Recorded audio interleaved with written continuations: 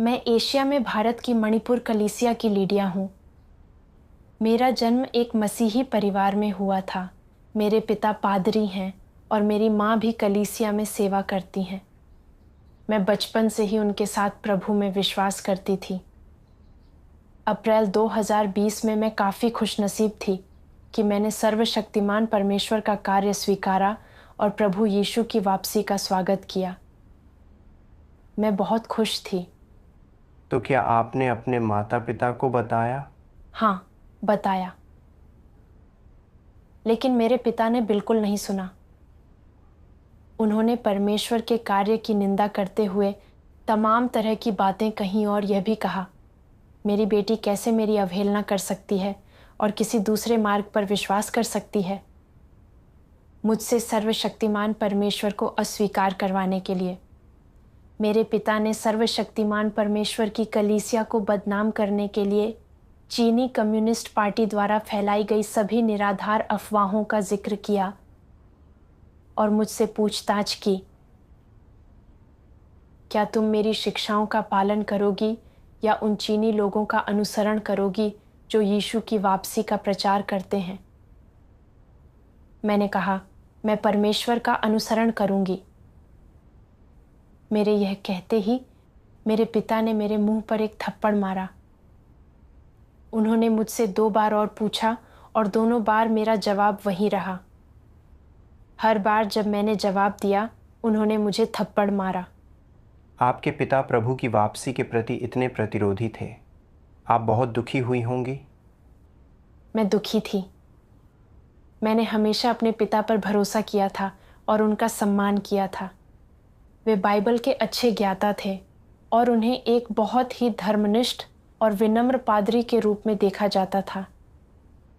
लेकिन मैंने कभी यह उम्मीद नहीं की थी कि जब वह प्रभु की वापसी का समाचार सुनेंगे तो वह बिल्कुल भी खोज नहीं करना चाहेंगे।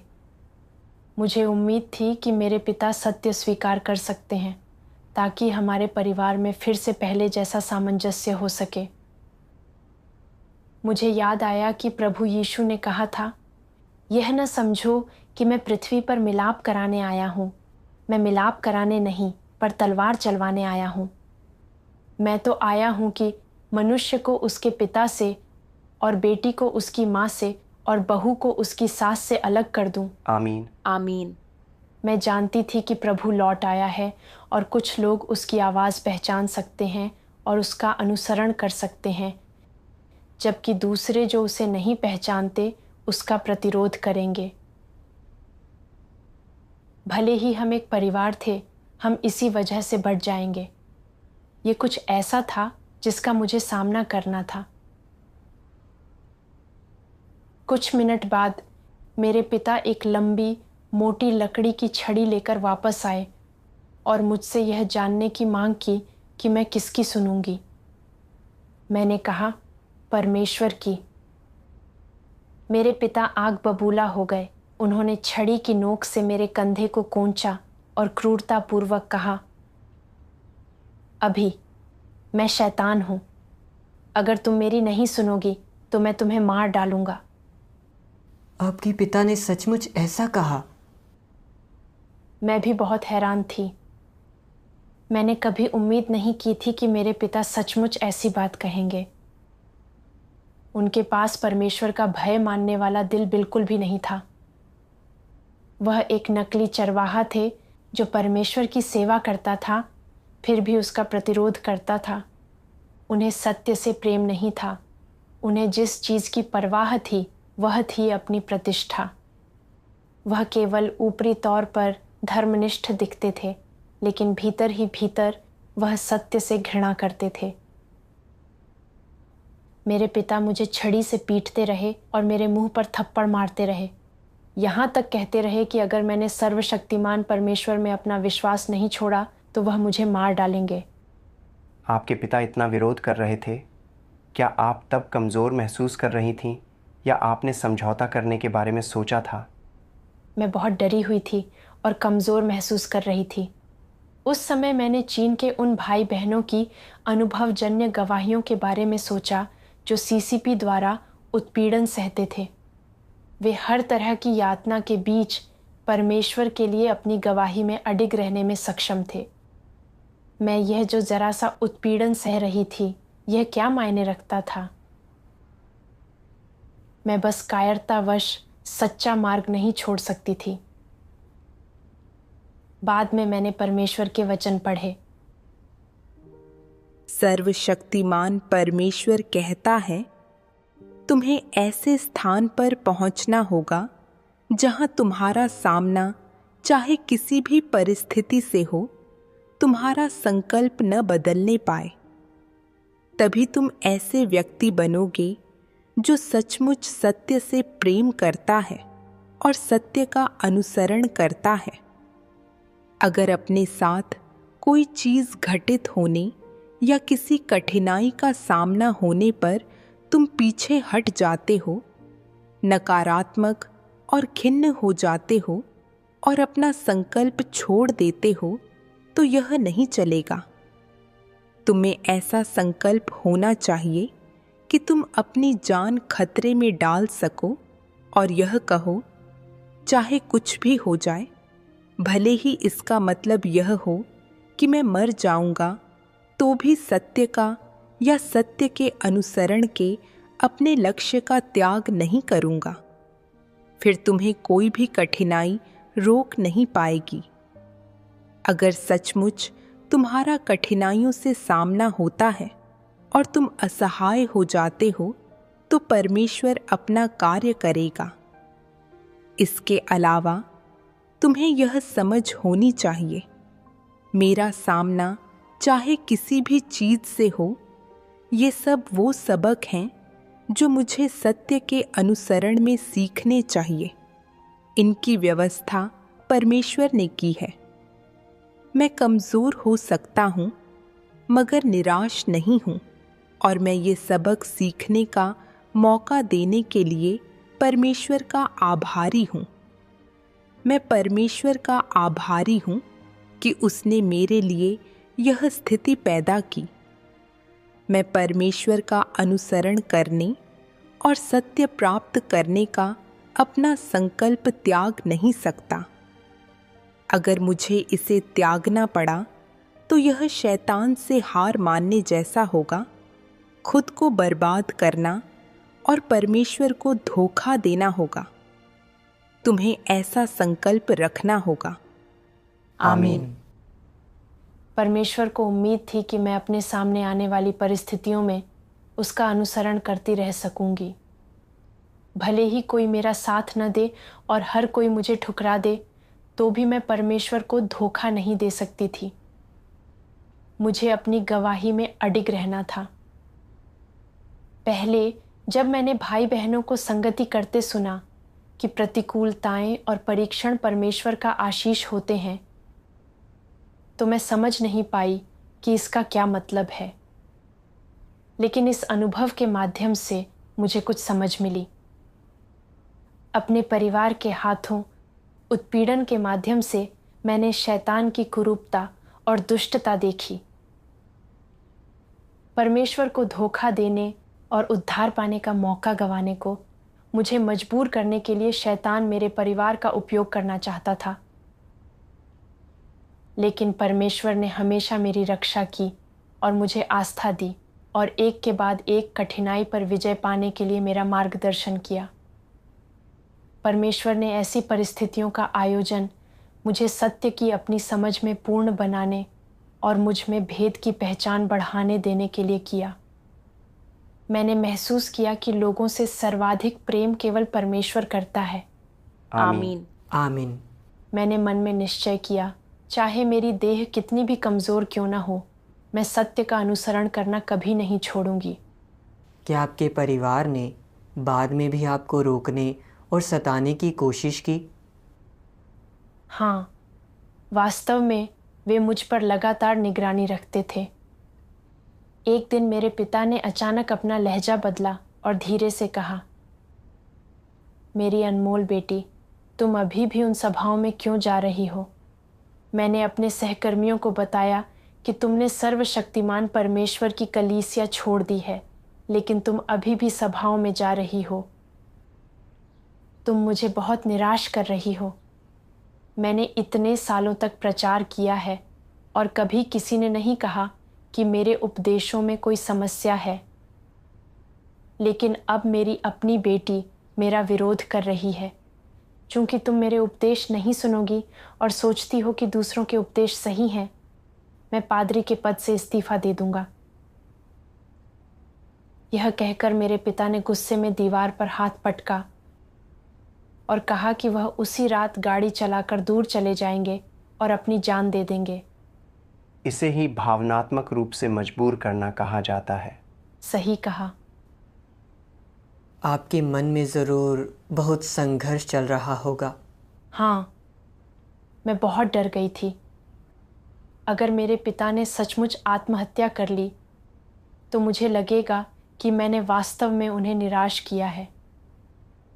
मेरी माँ ने मुझे मजबूर किया कि मैं जाकर अपने पिता से माफ़ी मांगूं।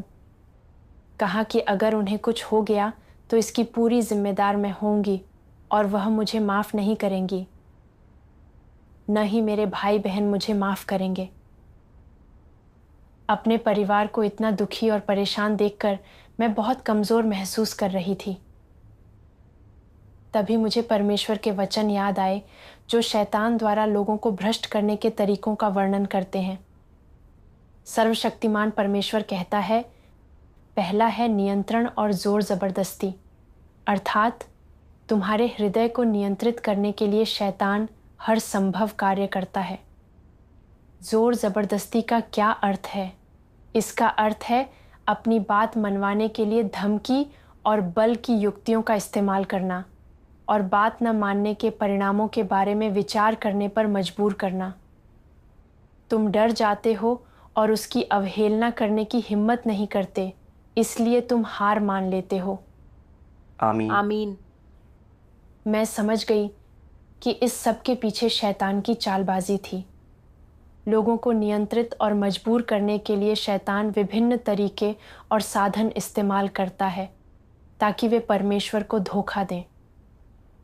शैतान जानता था कि मेरा स्नेह मेरी एक घातक कमजोरी थी, इसलिए उसने मेरे स्नेह का इस्तेमाल मुझे धमकाने और परमेश्वर को धोखा दिलाने की कोशिश करने के लिए किया। एक बार जब मैं अपने पिता की आज्ञा मान लेती और परमेश्वर को धोखा दे देती तो मेरे पास कोई गवाही नहीं होती। मैंने निश्चय कर लिया कि मुझे हर हाल में सर्वशक्तिमान परमेश्वर का अनुसरण करना है और मैं उनकी आज्ञा नहीं मान सकती। हाँ। आमीन। यह देखकर कि मैं परमेश्वर में विश्वास करना जारी रखे हुए हूँ, मेरे पिता ने मेरा फ़ोन छीन लिया। उन्होंने यह भी कहा कि वह जल्द से जल्द मुझे विश्वविद्यालय वापस भेज देंगे, क्योंकि वहाँ मुझे फ़ोन इस्तेमाल करने की इजाज़त नहीं होगी और बाहर निकलने की लगभग इजाज़त नहीं होगी, जिससे मेरे लिए सभाओं में शामिल होना बहुत मुश्किल हो जाएगा। हाँ, तो आपके लिए परमेश्वर में विश्वास करना और भी कठिन हो गया होगा। हाँ, हो गया था। मैं जानती थी कि अगर मैं परमेश्वर में विश्वास करना और अपना कर्तव्य निभाना जारी रखना चाहती हूँ तो मेरे पास घर छोड़ने के अलावा कोई चारा नहीं था। लेकिन मैं सिर्फ एक लड़की थी, मैं कहाँ जा सकती थी? मैं घर की सबसे बड़ी बेटी भी थी और मुझे अपने छोटे भाई बहनों की देखभाल में माता पिता की मदद करने के प्रति जिम्मेदार होना चाहिए था। मैं स्कूल में व्यावसायिक प्रशिक्षण ले रही थी और स्नातक होने के बाद मुझे नौकरी मिल सकती थी।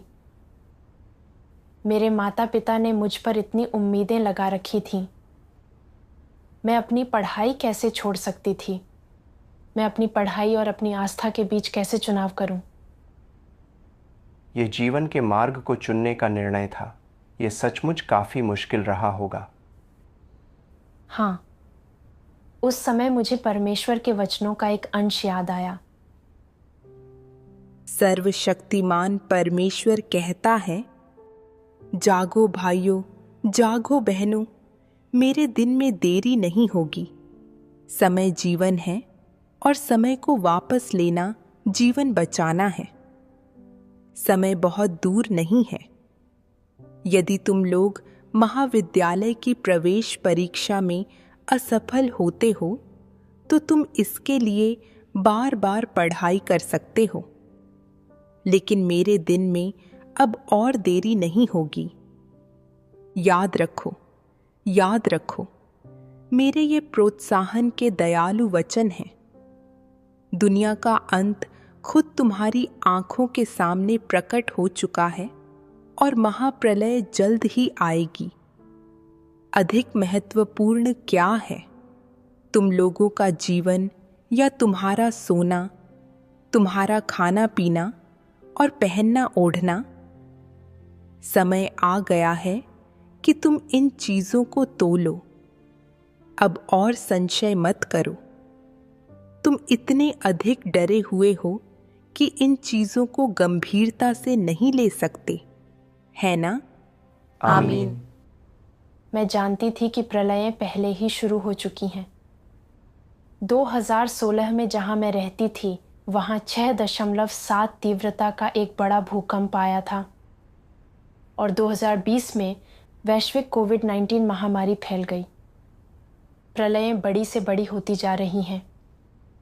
मानवता को बचाने का कार्य करने के लिए परमेश्वर का गुप्त आगमन समाप्त होने वाला है और अब समय अत्यंत सीमित है। अगर मैंने अपनी पढ़ाई पूरी करना जारी रखा तो ये मेरे सत्य के अनुसरण और मेरी जीवन समृद्धि में देरी करेगा। फिर मुझे पतरस की याद आई। जब पतरस 18 साल का था तो उसने परमेश्वर में विश्वास के मार्ग पर चलने के लिए अपने माता पिता, परिवार और सांसारिक संभावनाओं को त्याग दिया था। बाद में जब उसने प्रभु की पुकार सुनी तो दूसरे किसी भी चीज़ की परवाह किए बिना प्रभु का अनुसरण किया। इसने मुझे बहुत ही ज़्यादा सोच विचार में डाल दिया। मैं जानती थी कि सर्वशक्तिमान परमेश्वर सच्चा परमेश्वर है, लौट कर आया हुआ प्रभु यीशु है। फिर भी मैं एकाग्र मन से परमेश्वर का अनुसरण नहीं कर पा रही थी। मुझे बहुत शर्म महसूस हुई। यह सोचकर मेरा दिल रोशन हो गया और मुझे महसूस हुआ कि विकल्प चुनने में परमेश्वर मेरा मार्गदर्शन कर रहा है। मुझे परमेश्वर का अनुसरण करने और अपना कर्तव्य निभाने में दृढ़ रहना था। परमेश्वर का धन्यवाद। बाद में मैंने अपने पिता को एक पत्र लिखा। पत्र के अंत में मैंने लिखा, प्रभु की वापसी की भविष्यवाणियां पूरी हो चुकी हैं। सर्वशक्तिमान परमेश्वर ही लौटकर आया हुआ प्रभु यीशु है। मैंने आपके साथ बहुत संगति की है, लेकिन आप सुनने से इनकार करते हैं और यहाँ तक कि मुझे सताते और रोकते भी हैं। अब मैं आपसे मांग करती हूँ कि आप मुझे विश्वास की स्वतंत्रता दें और मुझे सभाओं में शामिल होने दें। अगर आप मुझे रोकते रहे तो एक दिन मैं घर छोड़ दूंगी। हम एक लोकतांत्रिक देश में रहते हैं, फिर भी आपने मुझसे विश्वास की स्वतंत्रता का अधिकार छीन लिया है। मैं हमेशा सर्वशक्तिमान परमेश्वर का अनुसरण करने के लिए दृढ़ हूं। आप मुझे नहीं रोक सकते। यह पढ़कर मेरे पिता कुछ देर चुप रहे और फिर बोले, मैंने तुम्हें पढ़ने लिखने इसलिए भेजा था ताकि तुम विभिन्न तरीकों से मेरी मदद कर सको, लेकिन अब तुम्हारा ज्ञान मुझसे अधिक हो गया है और तुम न केवल मेरी मदद नहीं करती हो बल्कि यहाँ तक कहती हो कि मेरी शिक्षाएं गलत हैं। मैं अब दूसरों को कैसे उपदेश दे सकता हूँ? मैं पादरी कैसे हो सकता हूँ? अगर तुम अपने पिता से प्यार करती हो तो तुम्हें वैसा ही करना होगा जैसा मैं कहता हूँ। बाइबल कहती है कि बच्चों को अपने माता पिता की आज्ञा माननी चाहिए। केवल मेरी आज्ञा मानकर ही तुम यह साबित कर सकती हो कि जिस मार्ग पर तुम विश्वास करती हो वह सही है।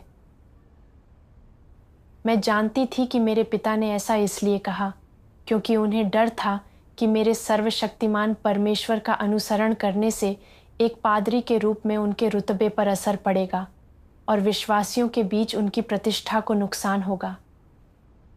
मैंने कहा, मैं बहुत भाग्यशाली हूँ कि मेरा जन्म एक मसीही परिवार में हुआ और मैं बचपन से ही जानती आई हूँ कि परमेश्वर है, लेकिन आपकी सभी शिक्षाएं सही नहीं हैं।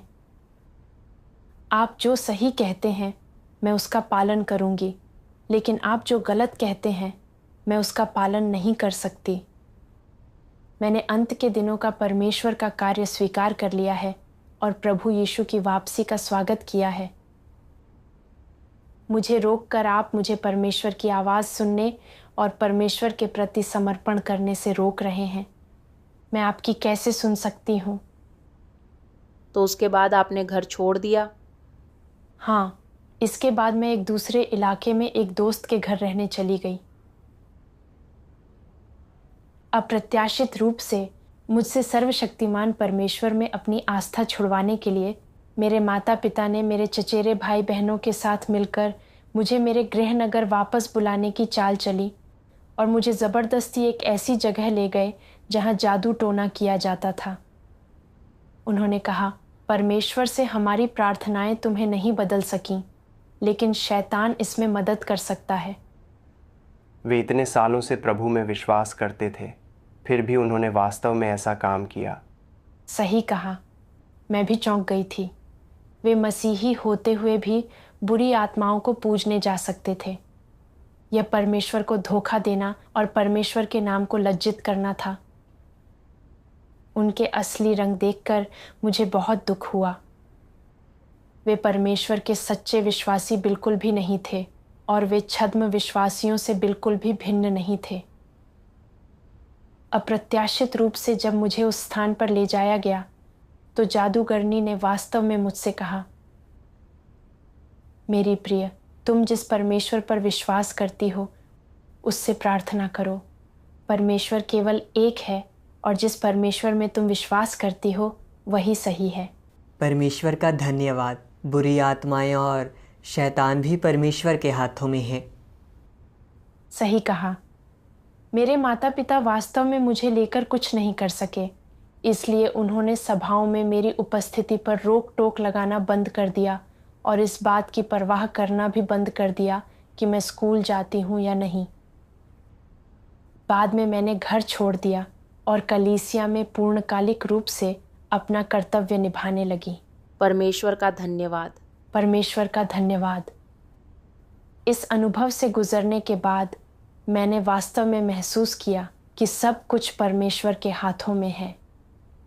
परमेश्वर ने इन कठिन परिस्थितियों का उपयोग मेरी आस्था को पूर्ण बनाने और अपने परिवार और धर्मावलंबी लोगों के भेद की पहचान बढ़ाने देने के लिए भी किया।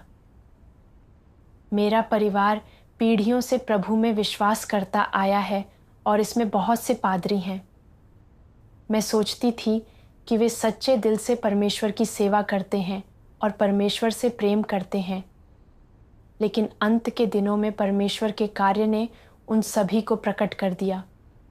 अब मैं सत्य से घृणा करने के उनके सार को स्पष्ट रूप से देखती हूँ। वे परमेश्वर में सच्चे दिल से विश्वास बिल्कुल भी नहीं करते। वे परमेश्वर का प्रतिरोध करते हैं। यह परमेश्वर के वचनों की अगुवाई और मार्गदर्शन ही है जिसने मुझे अपने परिवार के चारों ओर से हमलों के बीच दृढ़ रहने में सक्षम बनाया है। परमेश्वर का धन्यवाद। परमेश्वर का धन्यवाद। मैं सर्वशक्तिमान परमेश्वर का अनुसरण करने में कभी पछतावा नहीं करूंगी। आमीन।